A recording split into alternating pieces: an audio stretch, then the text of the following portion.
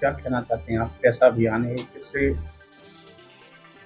वंदे गंगा संरक्षण संस्थान बहुत सुंदर बात है और हमारे राजस्थान में अत्यंत आवश्यकता है जल संरक्षण की।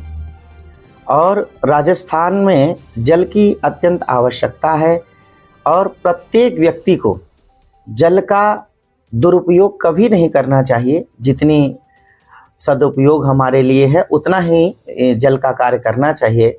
और नालियों में, नलों में जल का प्रयोग बहुत कम से कम करना चाहिए व्यक्ति की, जितने से हमारा कार्य हो सके। क्योंकि जितना हम जल का संरक्षण करेंगे उतने आगे भविष्य में हमारे लिए जल सुरक्षित होगा।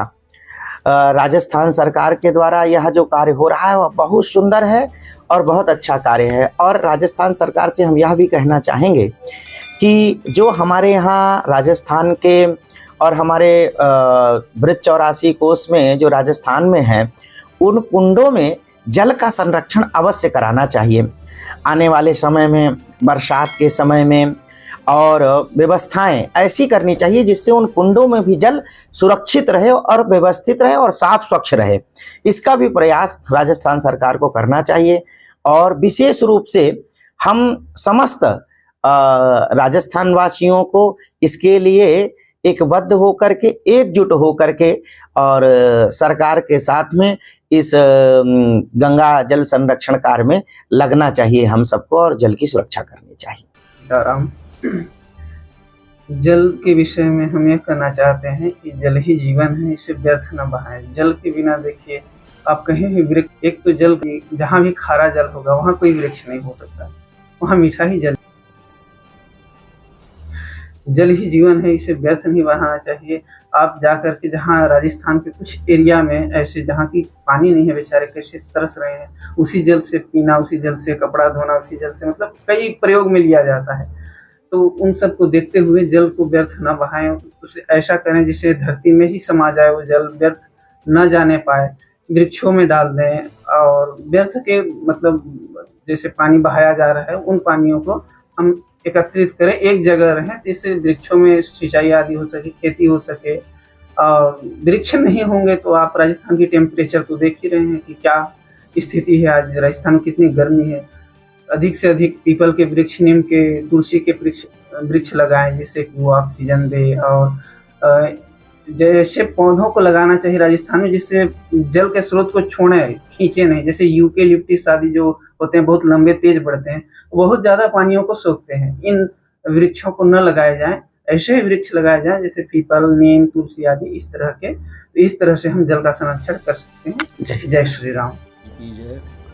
तो जल रक्षण जो करने के लिए जो हो रहा है, ये सरकार के द्वारा हो रहा है, तो ये बहुत ही अच्छा काम है। और जल ही जीवन है, जल ही से स्नान की शुद्धि होती है, जल से सबकी सब शुद्धि होती है, पवित्र होते हैं। और जल को बड़ा उपयोग में लेना चाहिए। और राजस्थान में तो बहुत ही जल की बहुत ही जो कमी और वह है, तो जल जो उनको मिलेगा तो सब सभी सुखी होंगे, सभी प्राणी सुखी होंगे, सभी जीव जंतु, पशु पक्षी सभी जो है इस जल की आश्रय से इनका जीवन चलता है। तो इसलिए जल रक्षण करना बहुत ही उपकार और बहुत ही परमार्थ होगा। इसलिए आप जल संरक्षण अवश्य करें। बहुत ही सुंदर। जय श्री सीताराम, जय राधे। जो राजस्थान सरकार ने एक बहुत अच्छी पहल करी है, जल संरक्षण के लिए एक जागरूकता अभियान चलाया है। इसके अंतर्गत सभी जीव मात्र के लिए जल अत्यंत आवश्यक है। बगैर जल के, बगैर भोजन के भले ही व्यक्ति 2-4 दिन रह जाए, लेकिन बगैर पानी के तो वो रह नहीं सकता बहुत जल्दी भी। इसीलिए दिन प्रतिदिन जो है, जो ग्लोबल वार्मिंग की जो बढ़ रही है वृक्षों के अभाव में, तो पेड़ों को तो निहायत ही ज़रूरी पानी चाहिए।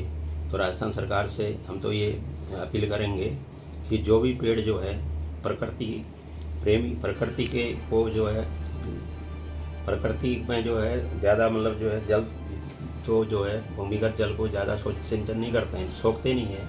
जैसे में नीम का पेड़ है, अपने यहाँ बरगद का पेड़ है, पीपल का पेड़ है, इस तरह से जो अपने जो है फ्रेंडली वृक्ष हैं इनको अधिक से अधिक मात्रा में लगाना चाहिए। और जल का नाजायज जो भूमि से जो जल का दोहन हो रहा है, किसान लोग अपने घर गृहस्थी परिवार लोग शहर बसाने के लिए और चीज़ों के लिए कम से कम जो है इस भूमि से जो जल का दोहन हो रहा है इस पर जो है रोक लगाए।